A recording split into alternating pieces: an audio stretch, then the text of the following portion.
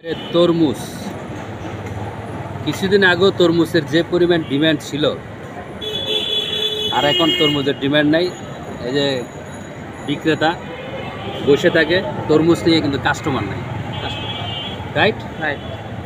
তো এটা এই কারণে বলতেছি যে আমরা ধৈর্য ধরলে কিন্তু ফল পাওয়া যায়। কারণটা কি, প্রচুর যখন গরম পড়ছে, প্রচণ্ড গরম, মানুষ কিন্তু এসি কিনতেছে ধুমাইয়া, এমনভাবে এসি কিনতেছে। এসির শোরুমে আমিও বেশ কয়েকবার গেছি, ওয়ালটন, গ্রি, এসি নেই।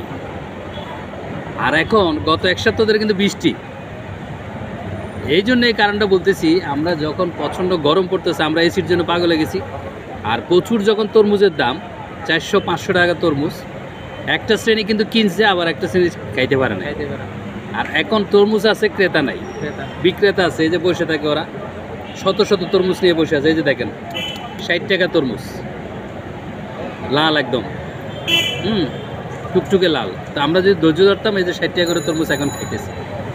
অথচ 400-500 টাকা যখন বেচছে, তখন একটা শ্রেণী খাইতে পারে না, একটা শ্রেণী খাইছে। আবার ওটা নিয়ে অনেক কিছু লেখালেখি, মানে অনেক কিছু হয়েছে যে তরমুজের দাম এত বেশি কেন। এখন তো তরমুজের দাম কম, তাহলে তরমুজের কাস্টমার কই? এখন কিন্তু কাস্টমার নাই। এই যে সারাদিনে কয়টা বেচে ভাই? 40টার মতো বেচছে। 40টা? সারাদিনে 40টা তরমুজ বেচছে, এই যে তাও ছোট ছোট তরমুজ। আমি এটা এই কারণে বলতেছি, আমাদের দেশে একটা শ্রেণী আছে, জিনিসপত্রের যখন দাম বাড়ে তখন কিনে বেশি বেশি। তো আমি কিন্তু সবসময় বলি, তখন কিন্তু দামটা এই জন্য বাড়ে। জিনিসপত্রের দাম বাড়লে কখনো কিনবেন না কোনো জিনিস। যেমন পেঁয়াজ 60 টাকা 70 টাকা, এখন একটা শ্রেণী কিনতেছে, 2 দিন পরে দেখবেন 30 টাকা হয়ে যাবে, মানে 50 টাকা হবে, 30 টাকা হবে না। পেঁয়াজের দামটা এত কমে না। তো গরুর মাংস, খলিল, আমি গত 2 দিন আগে খলিলে মাংসের দোকানে গেছি, কোনো কাস্টমার নেই। অথচ একটা সময় দেখছি গত 2 মাস আগে খলিলের দোকানে যে পরিমাণ ভিড় দেখতাম,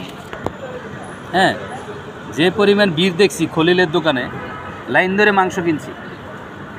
কত তখন 100 টাকা মনে হয় কমাই দিছিল। আর এখন গত 2 দিন আগে গেছি খলিলের মাংসের দোকানে, কোনো কাস্টমার নেই, 780 টাকা। তো বাঙালি আমরা সস্তা পাইয়ে দূরাই। এই জন্য বলতেছি বন্ধুরা, যখন জিনিসপত্রের দাম বাড়বে তখন কিনবেন না, দেখবেন দাম এমনি কমে যাবে।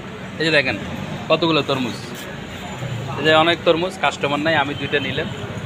তারপরও তরমুজগুলো 50-60-70 টাকা করে নিয়েছি, লাল হয়েছে ভালো। এখন কিন্তু ভরপুর তরমুজ, কিন্তু কাস্টমার নেই। এই যে ভাই সারাদিনে কয়টা তরমুজ বিক্রি করছে? একটু কত? 40টা তরমুজ বিক্রি করছে এই সারাদিনে। তো সারাদিনে 40টা তরমুজ বিক্রি করছে। অথচ যখন দাম বেশি ছিল তখন তরমুজের দোকানে গেছিলাম আমি, প্রচুর পরিমাণে ভিড় ছিল।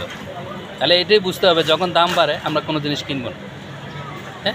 একটু সময় নেব, সময় নিলে দেখবেন সব কিছু ঠিক হয়ে যায়। আল্লাহ সব কিছু ঠিক করে দেয়। সবাইকে অসংখ্য ধন্যবাদ, ভালো থাকবেন। ভিডিওটা অবশ্যই শেয়ার করে দেবেন।